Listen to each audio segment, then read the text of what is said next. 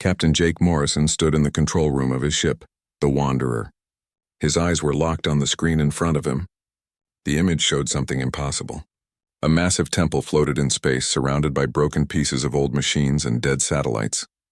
The temple was ancient, covered in strange symbols that glowed with a soft blue light. Jake had been exploring space for 15 years. He had seen many strange things during his travels.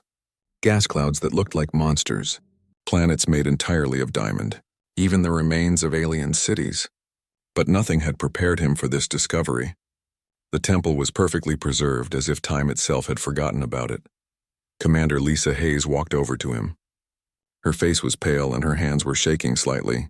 She had been studying the alien writing on the temple walls for 6 hours straight. Lisa was the best language expert in the fleet. If anyone could understand these symbols, it was her. But the look on her face told Jake that what she had found was not good news.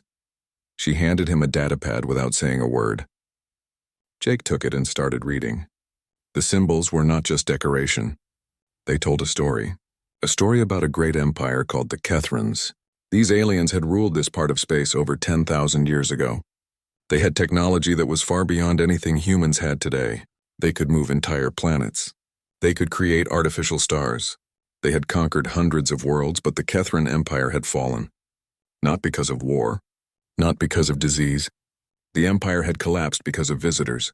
Strange beings who came from somewhere beyond the stars. These visitors did not bring weapons. They did not make demands. They did not try to conquer anything. They just lived among the Kethrans, and somehow that was enough to destroy everything. Jake felt his throat go dry. He looked at Lisa and asked her the question he already knew the answer to. Who were these visitors? What did they look like? Lisa pressed a button on the datapad. A new image appeared. Jake felt his blood turn to ice. The visitors looked exactly like humans. Not similar, not close, exactly the same. The image showed a man wearing simple clothes. He had brown hair and brown eyes. He could have been anyone from Earth. There was nothing special about his appearance. But according to the Kethran records, this ordinary-looking man had been one of the visitors who changed everything. The records said these humans had arrived without ships. They appeared in cities across the empire, and they never left, not in the way normal beings leave. Dr. Alan Brooks, the team scientist, called out from the research lab. He had found something in the central chamber of the temple. Jake and Lisa rushed to see what he had discovered. Alan was standing in front of a crystal device. It was showing moving images, like a video player. But this technology was thousands of years old. The images showed daily life in the Kethran Empire. Tall, blue-skinned aliens going about their business. They had 4 arms and 3 eyes. Their cities were beautiful, with towers that reached into the clouds. Everything looked organized and orderly. The Kethrans seemed proud and powerful. Then the images changed. Humans appeared in the cities. They were not many at first. Maybe a dozen spread across the entire empire. They wore simple clothes and did simple jobs. One human worked in a food shop. Another taught children. A third made music in the streets. They smiled at everyone. They helped people who needed help. They asked for nothing in return. They seemed perfectly normal except for one strange fact. They never died. The Kethrans noticed this eventually. A human might work in the same shop for 100 years. They aged, but very slowly. When their time finally came, they did not die like normal beings. They simply vanished. One moment they would be there, smiling and talking. The next moment they were gone, no body, no trace, nothing, as if they had never existed at all. Jake watched the images with growing horror. The Kethrans had tried to understand these strange humans. They ran tests. They asked questions. Some Kethrans even tried to capture humans and study them, but it was impossible. Humans could not be held against their will. Locked doors would not stop them. Walls meant nothing. They would simply disappear from their cells and reappear somewhere else. When asked how they did this, the humans would just smile and say they were going for a walk. The images showed more time passing. Years became decades. Decades became centuries. The humans continued their simple lives. But the Kethran Empire began to change. The proud aliens started asking questions they had never asked before. Why did they need such a large empire? What was the point of conquering other worlds? Why did they follow such strict rules about who could do what? The humans never told them to think these thoughts. But being around humans made the Kethrans think differently. Lisa translated more of the text from the temple walls. The Kethrans had written about how the humans treated everyone the same. It did not matter if you were a ruler or a worker. It did not matter if you were rich or poor. The humans would talk to anyone. They would help anyone. They would share food with anyone. This was shocking to the Kethrans.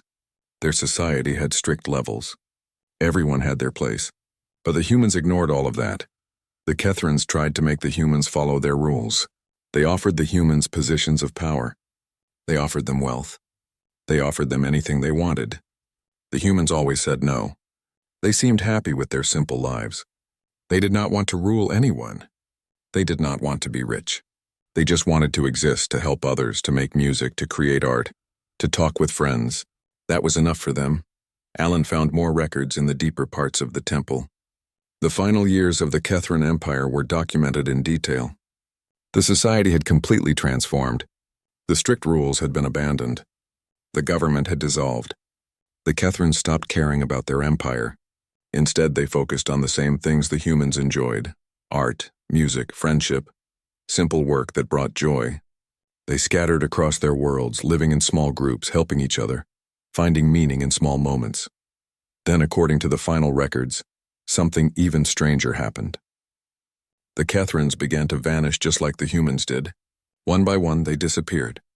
The records suggested they went somewhere else, somewhere beyond normal space, somewhere the humans had come from.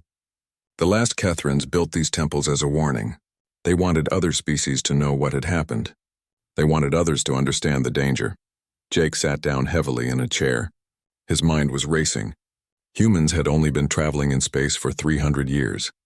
Earth humans had no memory of ever living among aliens, but this temple was over 10,000 years old. It was located 200 light years from Earth.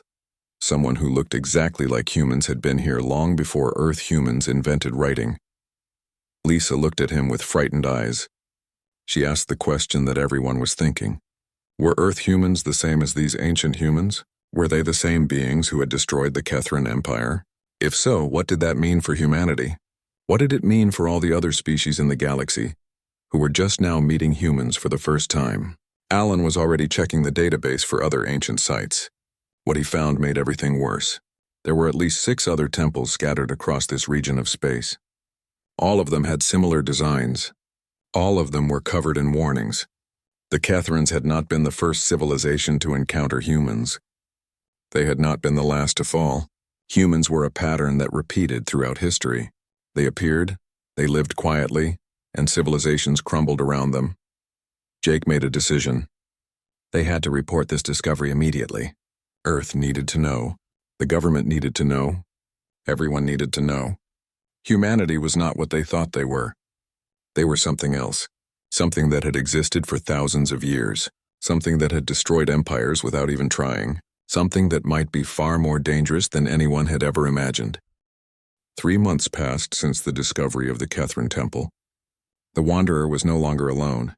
20 more ships had arrived, bringing hundreds of scientists and researchers. Everyone wanted to study the ancient ruins. Everyone wanted to understand what had happened to the Kethrans. But most of all, everyone wanted to know more about the mysterious humans who had appeared 10,000 years ago. Dr. Sophie Chen led the largest language team ever assembled. She had 50 experts working with her, translating millions of words from the Kethran records. What they discovered was detailed and disturbing. The Kethrans had been obsessed with documenting everything about the human visitors. They had written about every interaction, every conversation, every strange event. The humans had arrived without warning. One day they simply existed in Kethran cities. Nobody saw them arrive. Nobody knew where they came from. They had no spacecraft, no technology, no possessions except the clothes they wore. When asked where they came from, the humans gave vague answers. They would say things like far away or from beyond, or simply smile and change the subject. Sophie found records of interviews with these ancient humans. The Kethrans had asked them many questions. What is your purpose here? The humans said they had no purpose. They just wanted to live and experience life. Why did you come to our empire? The humans said they went wherever they felt drawn to go. What powers do you possess? The humans insisted they had no special powers. They were just people trying to get by. But the Kethrans knew the humans were lying, or at least not telling the whole truth. The humans could do things that should have been impossible. They walked through locked doors. They appeared in places they could not have reached. They knew things they should not have known. One record described a human who saved a child from a collapsing building. The human had been on the other side of the city moments before. There was no way he could have reached the building in time. Yet he was there, pulling the child to safety. Lieutenant Kevin Grant was studying the social records. He wanted to understand how the humans affected Kethran society. What he found was a slow, steady transformation that took place over 200 years. At first, the Kethrans were just curious about the humans. They watched them. They studied them. They tried to understand them. The humans seemed harmless enough, but being around humans changed people. A Kethran merchant who worked next to a human shop started giving away food to poor people. He had never done that before. When asked why, he said the human neighbor had never told him to do it. But watching the human help others every day made him want to do the same. It just felt right. This pattern repeated across the Empire. Kethrans who spent time near humans began acting differently. They became kinder. They questioned rules that seemed unfair. They helped strangers. They shared what they had. They found joy in simple things. They stopped caring so much about wealth and power. None of the humans ever preached or taught or tried to convince anyone of anything. They just lived their lives. But somehow, that was enough to change everything around them. The Kethran government became worried. They saw their society changing and they did not like it. The old ways were being abandoned. People were not following the rules anymore. Workers were questioning their masters. Citizens were ignoring laws they thought were unjust. The government blamed the humans. They decided to remove the humans from their empire. Kevin found detailed records of what happened next. The government sent soldiers to arrest all the humans. It should have been easy. There were only about 200 humans spread across dozens of worlds. But it proved impossible. Soldiers would surround a human ready to capture them. The human would smile and start talking. Within minutes, the soldiers would be laughing and sharing stories. They would forget why they came. They would let the human walk away. The government tried using robots instead of soldiers. Machines could not be charmed or distracted. But the robots could not find the humans either. The humans would simply not be where the robots looked. It was as if the humans knew exactly where not to be. Some Kethrans believed the humans could see the future. Others thought they could read minds. The humans denied both. They said they were just good at sensing things. Jake Morrison read all these reports with a growing sense of dread. The parallels to Earth humans were too strong to ignore. Humans from Earth were known for being unusually social. They made friends easily. They helped others instinctively. They questioned authority naturally. They found meaning in art and music and stories. They adapted to almost any situation. These traits had always seemed like normal human behavior. But maybe they were something more. Dr. Alan Brooks made another discovery in a different temple. This one was older than the Kethran ruins. It belonged to a species called the Voreth. They had encountered humans 5,000 years before the Kethrans did. The pattern was exactly the same. Humans appeared. They lived quietly. The Voreth society transformed. The civilization collapsed. The Voreth vanished. Alan found a total of 6 different civilizations that had this same story. The oldest was 15,000 years ago. The most recent was the Kethrans. Every single time humans showed up and civilizations fell apart. Not through war. Not through disease. But through a gradual change in how people thought and felt and lived. The humans were like a virus, but they infected ideas rather than bodies. Lisa Hayes found something else in the deeper temple records. The Kethrans had tried to study human bodies. They wanted to understand what made humans special. A few humans had agreed to medical examinations. The results were strange. Humans had normal biology. Blood, bones, organs, everything seemed ordinary. But there were tiny differences in their DNA that the Kethran scientists could not explain. Human DNA contained patterns that looked artificial. Not mutations. Not evolution. But deliberate design. As if someone had written code into the human genetic structure. The code did not seem to do anything physical. It did not make humans stronger or smarter or faster. The Kethran scientists believed it was doing something else. Something to do with consciousness. Something to do with how humans experienced reality. Sophie translated a particularly disturbing record. It was written by a Kethran philosopher in the final years of the Empire. He wrote about spending time with a human named Peter. Peter worked in a garden growing flowers. The philosopher would visit Peter every day and they would talk. Peter never said anything profound. He just talked about the weather, the flowers, how nice it was to feel the sun, simple things. But the philosopher wrote that talking to Peter changed him. He began to see the world differently. Things that had seemed important before now seemed meaningless. His wealth, his status, his achievements, all of it felt empty. What mattered was the moment. The feeling of the sun, the smell of flowers, the simple joy of conversation with a friend. The philosopher wrote that Peter had not convinced him of anything. Peter had simply been himself. And somehow that was enough to shatter the philosopher's entire worldview. The philosopher's final entry was written just before he vanished. He wrote that he finally understood what the humans were. They were not teachers. They were not conquerors. They were reminders. Reminders of something that every species forgot as they grew more advanced. Reminders that existence itself was enough, that consciousness was a gift. That simply being alive, being aware, being present was the entire point. The Kethrans had built an empire trying to find meaning, but meaning had been there all along. The humans just helped them see it. Jake called a meeting with all the senior researchers. They gathered in the main conference room of the Wanderer. The mood was tense. Everyone had read the same records. Everyone had drawn the same conclusions. Humans were not a normal species. They were something else. Something that had existed for at least 15,000 years. Something that destroyed civilizations just by existing near them. Sophie raised the question everyone was thinking. Should they tell Earth about this discovery? If they did, how would people react? Would humans panic? Would other alien species panic? Humanity had only recently made contact with other intelligent life. Relations were still new and fragile. Learning that humans were some kind of civilization-ending phenomenon might cause wars. But Kevin argued they had no choice. The truth would come out eventually. Too many people knew about the temples. Too many researchers had read the records. Trying to hide this information would only make things worse when it inevitably leaked. Better to control the release of information than to have it explode in an uncontrolled way. Jake made the final decision. They would report everything to Earth. They would send all the data, all the translations, all the evidence. They would let the government decide what to do with the information.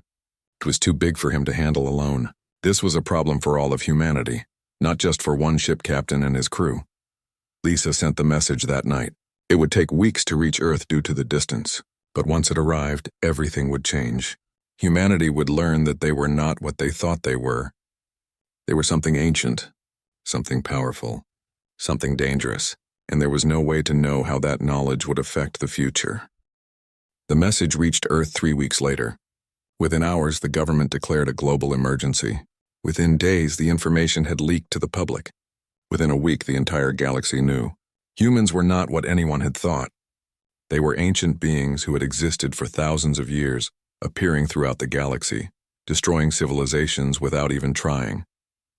The reaction on Earth was chaos. Religious leaders held emergency meetings. Scientists scrambled to study human DNA more carefully. Governments tried to calm panicking citizens. Some people refused to believe the reports. They said it was a hoax or a mistake. But the evidence was overwhelming. The temples existed. The records were real. The pattern was clear. Dr. Richard Cole became famous overnight. He was a professor who specialized in studying human origins. He had always believed there was something strange about human evolution. Now he had proof. He published a paper that spread across Earth in hours. The paper suggested that humans were not a natural species at all. They were something that existed outside normal biology. Richard pointed to evidence that scientists had been ignoring for years. Human DNA had unexplained gaps. Human consciousness was far more complex than it needed to be for survival. Humans had abilities that no other Earth species possessed, like complex language, abstract thought, and the ability to imagine things that did not exist. These traits had always been explained as products of evolution. But maybe they were something else. Religious communities struggled to understand what this meant. Christians debated whether the ancient humans were angels. Muslims wondered if they were jinn. Buddhists suggested they might be enlightened beings who had transcended normal existence. Hindus compared them to avatars of gods. Every religion tried to fit this discovery into their existing beliefs. Some succeeded, many did not. New religions started forming almost immediately. The Church of Human Transcendence claimed that all humans were divine beings who had forgotten their true nature. The path of the ancients taught that humans should try to remember what they once were. The order of material existence argued the opposite, saying humans should reject their ancient nature and choose to remain mortal and physical. Commander Lisa Hayes found herself dealing with an unexpected crisis. Reports started coming in from across human space. People were having strange experiences. They saw things that were not there. They felt presences they could not explain. Some claimed to meet beings who looked human, but seemed somehow more real than normal people. These beings would appear during moments of stress or sadness or deep thought. They would offer comfort or advice. Then they would vanish. Lisa collected hundreds of these reports. The stories were remarkably similar. A woman who lost her child saw a human figure who sat with her in silence, just being present during her grief. A man contemplating suicide met a stranger who talked with him for hours, helping him find reasons to live. A soldier in battle saw someone who should not have been there, guiding him to safety. These mysterious humans never gave their names. They never explained who they were. They just helped, then disappeared. Psychologists tried to explain these experiences as hallucinations or mental tricks caused by stress. But there were too many reports, and some of them had evidence. Security cameras caught glimpses of these mysterious humans. Other people witnessed the same encounters. These beings were real, or at least real enough to be seen by multiple people and recorded by machines. The alien species in the galaxy reacted with fear. The Vreln were a warrior race who valued strength and honor. When they learned about humanity's true nature, they called an emergency council. The Vreln had been friendly with humans until now. But knowing that humans had destroyed 6 previous civilizations made them reconsider. Were humans a threat? Should they cut off all contact? Should they prepare for war? The Takeshi Consortium was a group of merchant species who valued trade and profit. They were practical rather than emotional. Their response was simple. They created quarantine zones. Any ship with humans on board had to stay outside these zones. Any planet that allowed human visitors had to register and accept the risks. The consortium made it clear that if a civilization fell because of human influence, they would offer no help or rescue. The nomad fleets were perhaps the most understanding. They were a collection of species who had no homeworlds. They lived on massive ships traveling between stars, never settling anywhere for long. They had known the Kethrans long ago. They had heard stories about the mysterious humans who appeared and disappeared. The nomads had always believed the stories were myths. Now they knew the myths were real. Ambassador Helen Martinez became the face of human diplomacy during this crisis. She was young for an ambassador, only 35 years old. But she had a gift for communication. She could talk to anyone, understand any perspective, find common ground in impossible situations. Now she had the hardest job in human history. She had to convince the galaxy that humans were not a threat. Helen traveled to every major alien government. She spoke at councils and assemblies. She answered questions for hours. She tried to explain that modern humans were different from the ancient ones.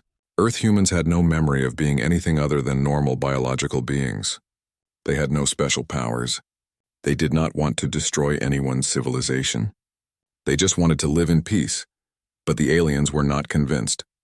They pointed out that the ancient humans probably did not want to destroy civilizations either. It just happened. It was not about intent. It was about what humans were. Their very nature caused change. And change, especially fundamental change, was terrifying. Some civilizations had taken thousands of years to build their cultures and societies. The idea that humans could undo all of that just by existing was unacceptable. Jake Morrison watched these diplomatic failures with frustration. He understood why the aliens were afraid, but he also knew that fear would lead to conflict. If the galaxy decided humans were too dangerous to exist, they might try to contain humanity. Or worse, eliminate them. Humanity had good technology and strong militaries, but they were one species against dozens of others. In a full-scale galactic war, humans would lose. Jake and his team continued researching the ancient temples. They hoped to find something that would help. Some piece of information that would make sense of everything.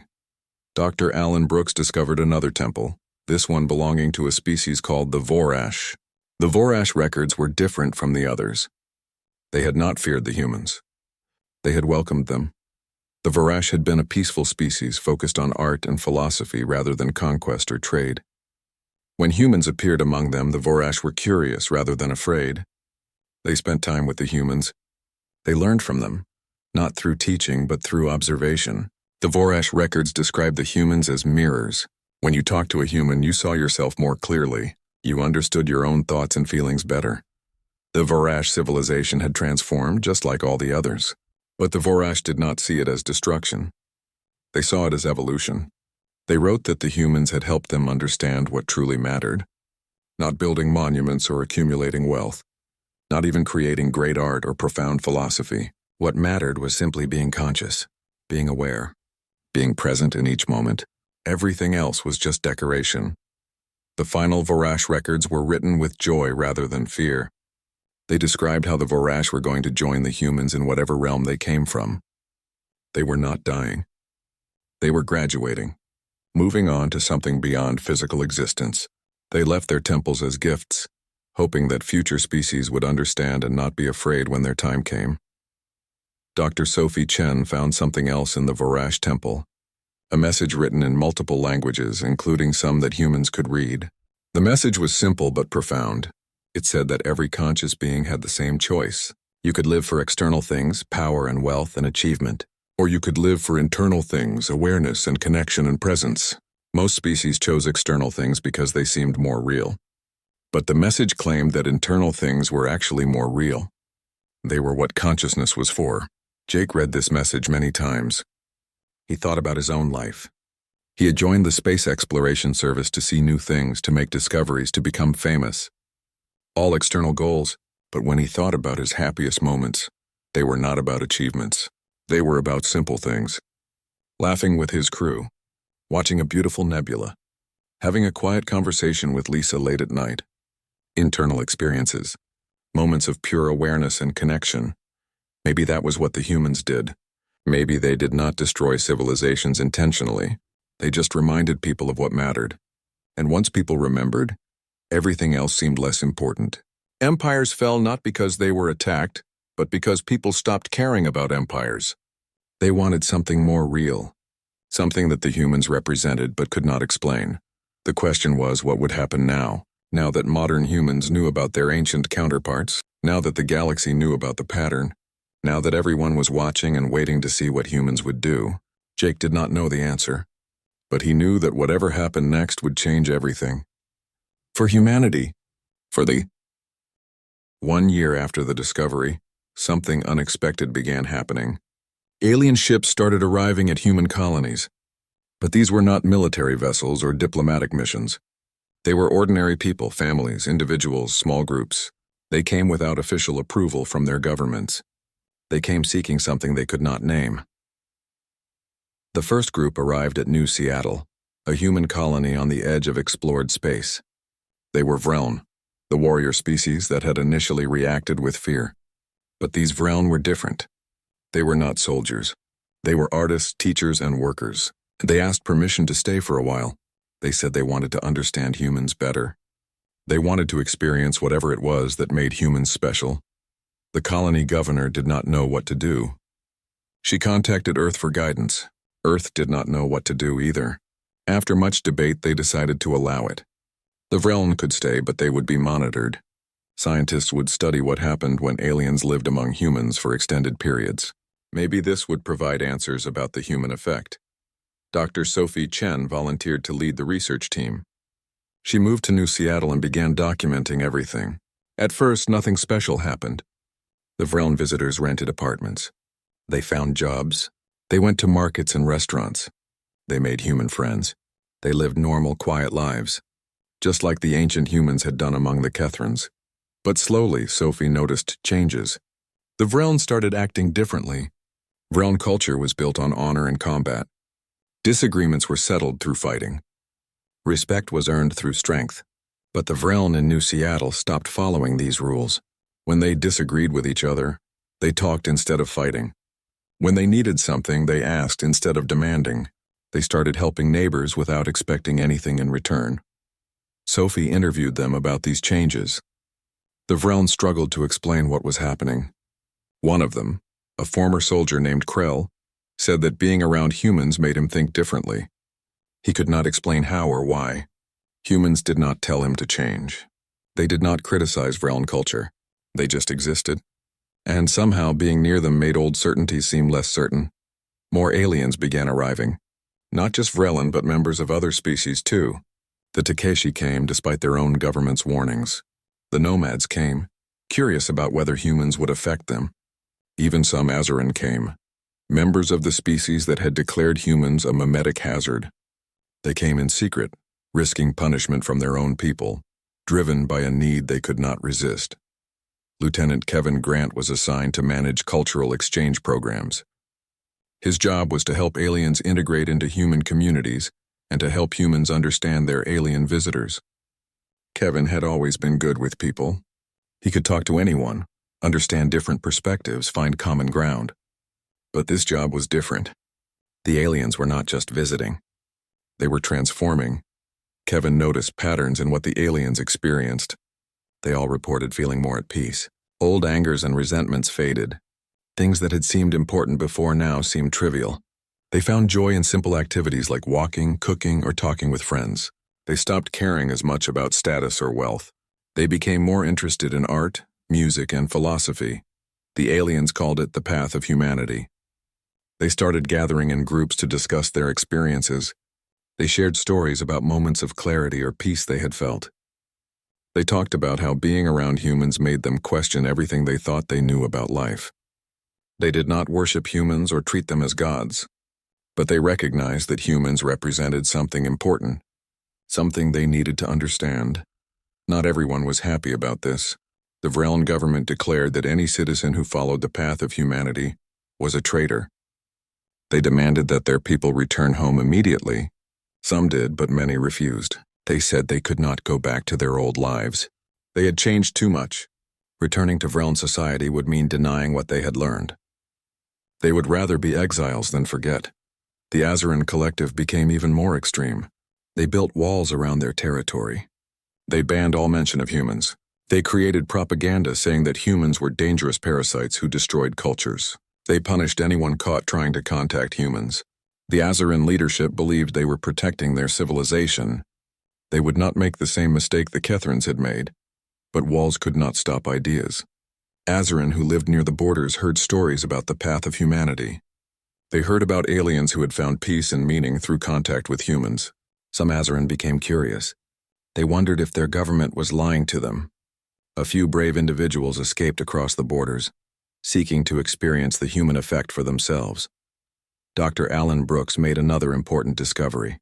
He found records suggesting that the ancient humans had left more than just temples. They had left messages hidden in places that would only be found by advanced civilizations. These messages were not warnings. They were explanations, or rather attempts at explanation. The ancient humans had tried to describe what they were and why they existed. The messages spoke of wandering and seeking. The ancient humans described themselves as travelers between worlds. Not physical worlds, but states of existence. They said they came from a place of pure consciousness, a realm where thought and awareness existed without bodies or limits. But that realm was lonely in its perfection. There was no growth there, no discovery, no real experience. So some of these beings chose to enter physical reality. They took on bodies. They limited themselves. They forgot what they truly were. Also, they could experience what it meant to struggle, to learn, to grow, to connect with others who were also struggling and learning and growing. They did not come to teach. They came to experience. But their very presence reminded other species that there was more to existence than survival and competition. The messages also contained apologies. The ancient humans had not realized how much their presence would affect other civilizations. They thought they could just live quietly without causing problems, but consciousness recognizes consciousness. When other species encountered beings who existed on multiple levels of reality, it triggered something in them, a remembering, a realization that they too were more than just their physical bodies. Admiral Jake Morrison read these messages with mixed feelings. On one hand, they provided answers. Humans were not trying to destroy civilizations. They were just trying to experience physical life. On the other hand, the effect was the same whether intentional or not. Civilizations still fell. Species still vanished. Good intentions did not change the outcome. Jake held a meeting with all the senior researchers and administrators. They needed to make decisions about the future. Should humanity withdraw from galactic society? Should they try to minimize contact with other species? Or should they embrace their role, whatever it was? The debate lasted for hours. Everyone had different opinions. Ambassador Helen Martinez argued that withdrawal was impossible. Too many aliens were already seeking contact with humans. The path of humanity was growing despite government resistance.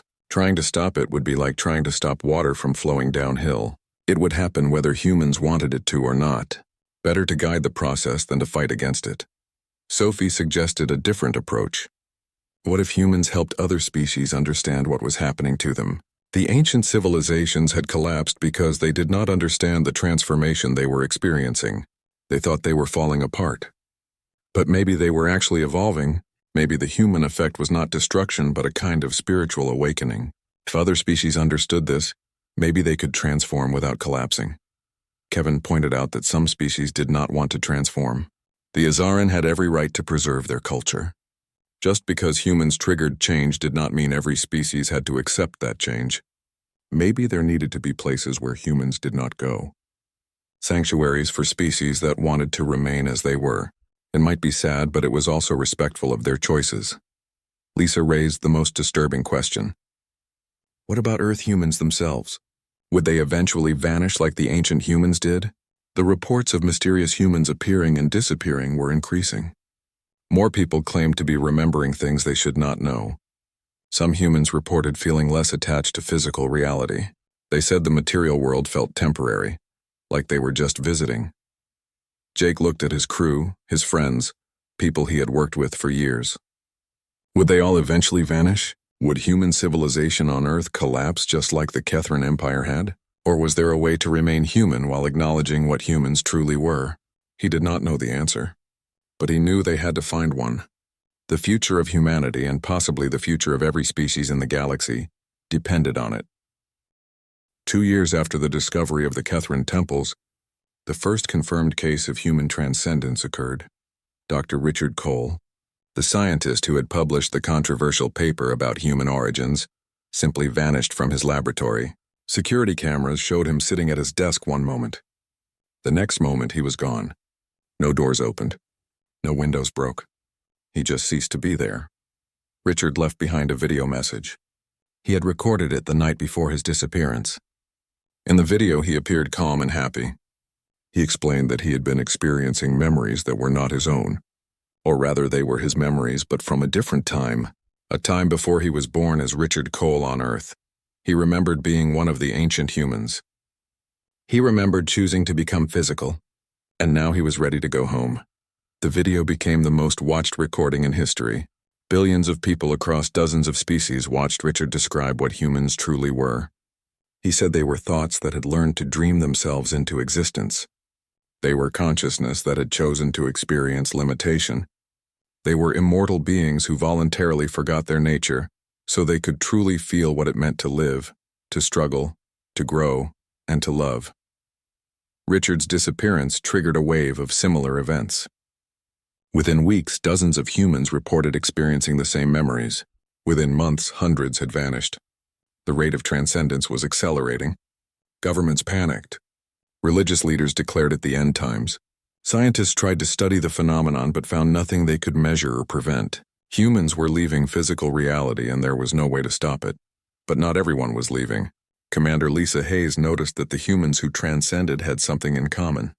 They were people who spent a lot of time thinking about consciousness and existence. Philosophers, scientists, spiritual seekers, artists. They were people who questioned reality.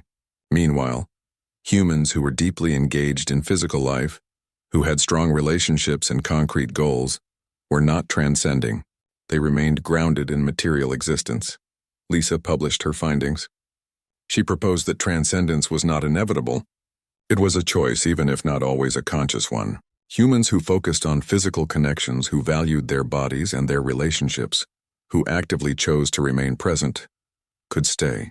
It required conscious effort, a daily decision to be here rather than drift away. But it was possible. This discovery changed everything. Humanity was not doomed to vanish. They had agency in their own fate. A great debate erupted across human space. Online forums, town halls, government assemblies, all discussing the same question. Should humans try to stay? Or should they embrace transcendence and go home to wherever they truly belonged? Some humans argued for transcendence. They said that clinging to physical existence was denying their true nature. If they were meant to be pure consciousness, then staying in bodies was like a bird refusing to fly. It was limiting themselves unnecessarily. Why experience pain and death when they could exist in a realm of perfect awareness and peace? Others argued for staying. They said that physical existence, despite its limitations, offered something the realm of pure consciousness could not. Real growth, real discovery, real connection. In a place of perfect awareness, there was nothing to learn, nothing to overcome, nothing to achieve. Physical life, with all its pain and beauty, its struggles and joys, was a gift worth holding on to. Admiral Jake Morrison was firmly in the second camp. He chose to stay, not because he was afraid of transcendence, but because he loved physical existence too much to leave it. He loved the smell of coffee in the morning. He loved seeing stars through a viewport. He loved the feeling of exhaustion after a hard day's work. He loved laughing with friends. These experiences were only possible because of limitation. Without a body, without time, without struggle, they would not exist. Jake began speaking publicly about his choice. He traveled to colonies and stations, talking to humans about why he believed staying was important. He did not tell people what to do. He just shared his own reasons. Many people found his words compelling. They realized they too loved physical existence. They too wanted to stay. The rate of transcendence began to slow. Ambassador Helen Martinez took a different approach. She reached out to the alien species that had embraced the path of humanity. She asked them what they had learned from their experiences with humans. The answers were revealing.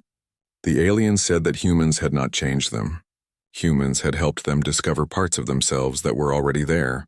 They had awakened to their own deeper natures. Helen realized something important. The human effect was not about humans at all. It was about consciousness recognizing itself. Every intelligent species had the same deeper nature that humans represented. They just did not know it. They thought they were only their bodies, only their cultures, only their physical existence. Humans served as mirrors, reflecting back what was already inside them. This understanding led Helen to propose something radical: the Conscious Civilization Initiative. It was a framework for helping species transform without collapsing. The key was awareness. If species understood what was happening, if they knew they were not losing themselves but discovering themselves, then the transformation could be managed. Civilizations could evolve instead of dissolving. The initiative was built on simple principles. First, value existence itself over achievement. Second, treat every being as inherently worthy. Third, find meaning in connection rather than conquest. Fourth, create beauty for its own sake. Fifth, question everything, including the questions themselves. These were things humans did naturally, but other species could learn to do them too. Lieutenant Kevin Grant became one of the initiative's first teachers. He traveled to alien worlds, helping them establish programs based on human principles. But he emphasized that these were not exclusively human principles. They were universal truths about consciousness that humans happened to embody. Every species could find their own version of these truths within their own cultures and traditions. The Vrellan were the first to fully embrace the initiative. Their warrior culture transformed but did not disappear. They learned to value inner strength as much as physical strength. They found honor in helping others rather than defeating enemies. They discovered that peace required more courage than war. The Vrellan did not stop being Vrellan. They became more fully themselves by integrating what they had learned from humans. Dr. Sophie Chen made the most surprising discovery. She found the final message from the ancient humans. It had been hidden so deeply that it took years of searching to locate. The message revealed that humanity's role in the galaxy was not accidental. The ancient humans had made a choice long ago. They had been an ordinary species that achieved incredible advancement. They could have transcended completely. Instead, they chose to transform themselves into a gift for other species. They deliberately modified themselves to be living reminders. Reminders that consciousness was more than biology, that existence had meaning beyond survival. that there was something sacred about simply being aware. They sacrificed their complete transcendence to remain partially physical, cycling through the galaxy again and again, born without memory, living and dying and returning, always available to help younger species awaken. This revelation changed how humans saw themselves. They were not mistakes or accidents. They were inheritors of an ancient gift. A sacrifice made by beings who loved consciousness so much that they gave up their own perfect existence to help others discover theirs. Modern humans could choose to honor that sacrifice by continuing it, or they could choose something different. The choice was theirs. Dr. Alan Brooks found evidence that the choice was working. Historical records showed that previous iterations of humans had always vanished completely. But this time was different. Earth humans were not all leaving. Many were choosing to stay. The pattern was breaking. Humanity was evolving beyond the cycle that had repeated for thousands of years. Jake called a final meeting of all the researchers and leaders involved in the discovery. They gathered on the Wanderer, the ship where it had all begun. They discussed what humanity had become. They were conscious spirits choosing to remain embodied, immortal beings voluntarily limiting themselves, universal consciousness experiencing itself through temporary forms. They were between worlds, belonging fully to neither the physical nor the transcendent, but choosing to exist in the space between. The galaxy was changing too. Species that encountered the path of humanity no longer saw it as destruction. They saw it as invitation, an invitation to question their assumptions, to grow beyond their limitations, to seek depth in existence, to choose consciousness over convenience, to remember that the universe was not just a place to survive in, but a wonder to be experienced. Humanity had become a religion by accident. They had not intended to be worshipped or followed, but in understanding what they truly were, they had transformed that accident into a purpose. They would remain in the material universe as long as there were species who needed reminding that existence itself was sacred, that consciousness was a gift, that choosing to be present, to truly be here in all its painful, beautiful complexity, was perhaps the most divine act of all. Jake stood once again on. 5 years had passed since that day when Jake Morrison first saw the Kethrin Temple floating in space. The galaxy was a very different place now. Humans no longer traveled as simple explorers or traders. They moved through space as something else entirely. Some called them teachers. Others called them guides. But most simply called them the awakened ones. Jake stood in the garden of his home on Earth. It was a small place, nothing fancy. Just a house with some land where he could grow vegetables and flowers. After everything that had happened, he had needed this. A place to be still. A place to remember what it meant to be physical. He dug his hands into the soil, feeling the dirt under his fingernails. This simple act kept him grounded. Kept him here. Lisa visited him that afternoon. She brought news from the Conscious Civilization Initiative. The program was succeeding beyond anyone's expectations. 17 different species had joined. They were learning to transform without collapsing. They were discovering their own deeper natures while maintaining their cultures and identities. The Kethrin pattern was breaking. Civilizations were evolving instead of ending. But there were challenges. The Azaran Collective remained sealed behind their walls. They refused all contact with humans or any species following the path. Their propaganda had become more extreme. They claimed that the human effect was a disease of the mind, a virus that destroyed the will to survive. They saw themselves as the last defenders of true civilization against the spreading madness of transcendence. Jake listened to Lisa's report with sadness. He understood the Azaran fear. They saw their neighbors changing and thought it was loss. They did not understand that change could be growth. But he also respected their choice. Not every species had to follow the same path. Maybe the Azaran would change their minds eventually, or maybe they would remain as they were. Both options were valid. Sophie had become the leading expert on human consciousness. She spent her time studying the humans who had transcended and those who had chosen to stay. Her research revealed something fascinating. The humans who stayed were not denying their nature. They were expressing it differently. They were choosing to be bridges between the physical and the transcendent, living reminders that both realms existed and both had value. Sophie herself had experienced moments of remembering, brief flashes of being something more than just Sophie Chen, human scientist. But she chose to remain physical. She said that the material universe needed people who understood both sides. People who could explain transcendence to those still fully physical. People who could help others navigate their own awakenings without fear. Kevin had become a legend among the alien species. He traveled constantly, never staying in one place for long. He would arrive at a world that was struggling with transformation. He would talk to people, share stories, offer perspective. He did not solve their problems. He just helped them see their situations more clearly. Then he would leave, moving on to the next world that needed help. The Realm built a monument to Kevin. It showed him sitting with a group of Realm children, telling them stories. The inscription said that he was the first human to truly understand the Realm heart. Kevin was embarrassed by the monument. He said he had not done anything special. He had just listened. But to the Realm, that was everything. Nobody had ever really listened to them before. Alan made one final discovery that explained so much. He found records from the very first humans, the ones who had made the original choice to become what they were. These records described their reasoning. They had achieved complete transcendence and found it hollow. Perfect awareness without contrast. Eternal peace without struggle. It was beautiful but meaningless, like looking at a painting that was only one color. So they chose to create contrast. They would cycle between transcendence and physicality. They would forget and remember, die and return, struggle and overcome, suffer and heal. They would experience limitation so they could appreciate freedom. They would know pain so they could understand joy. They would exist in time so they could value eternity. And through their choice, they would help other species discover the same truths. Helen had transformed human diplomacy. She established the Council of Awakening, a gathering where representatives from different species could share their experiences. The council met once a year on neutral ground.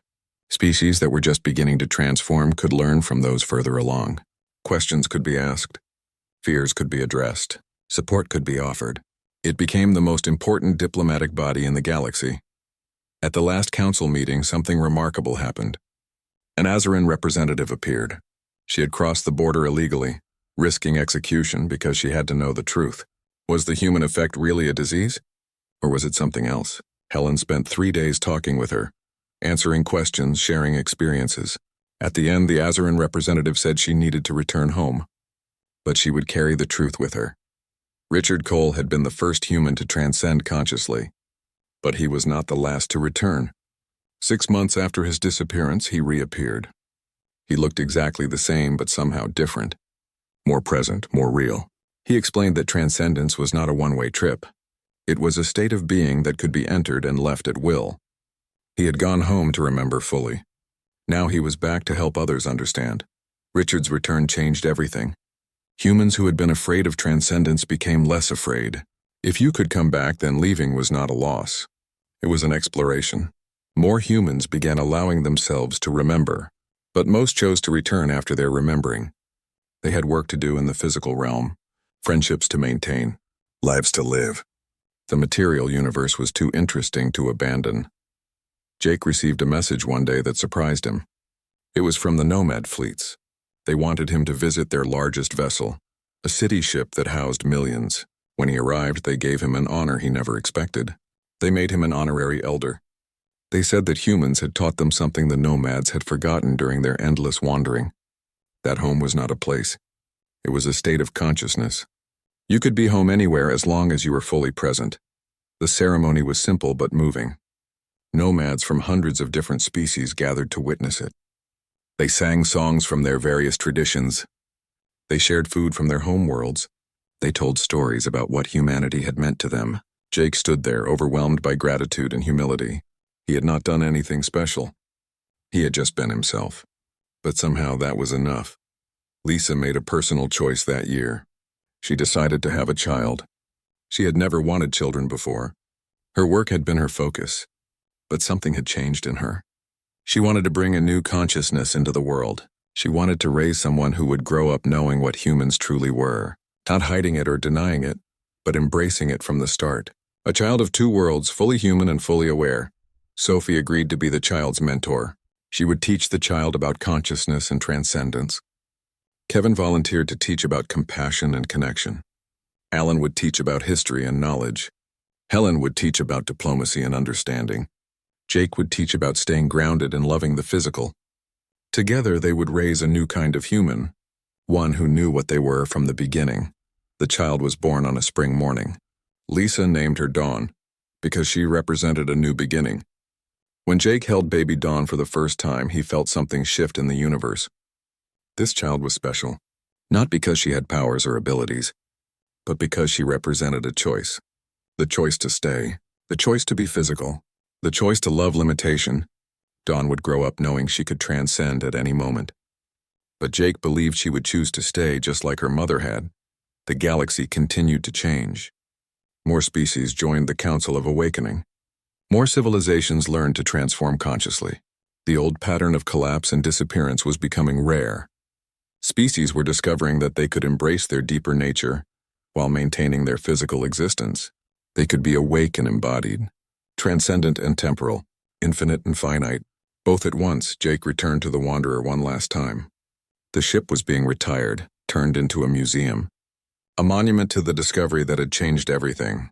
He walked through the empty corridors, remembering the day they found the temple, the first translations, the moment of realization. All of it seemed so long ago now, but it had only been 5 years. 5 years that felt like a lifetime. He stood on the bridge where it had all begun. Lisa joined him there. Then Sophie. Then Kevin and Alan and Helen. They stood together in silence, looking out at the stars. They had started as researchers and explorers. Now they were something else. Guardians of awakening. Bridges between worlds. Human in the fullest sense of the word. Jake thought about the ancient humans who had made the original choice. He understood them now. They had not wanted to be gods or saviors. They had just wanted to help. To share what they had learned. To remind others that existence was sacred, and they had been willing to sacrifice their own complete transcendence to do it. That was love in its purest form. The willingness to limit yourself so others could grow. Modern humanity was honoring that sacrifice by continuing it. But they were also doing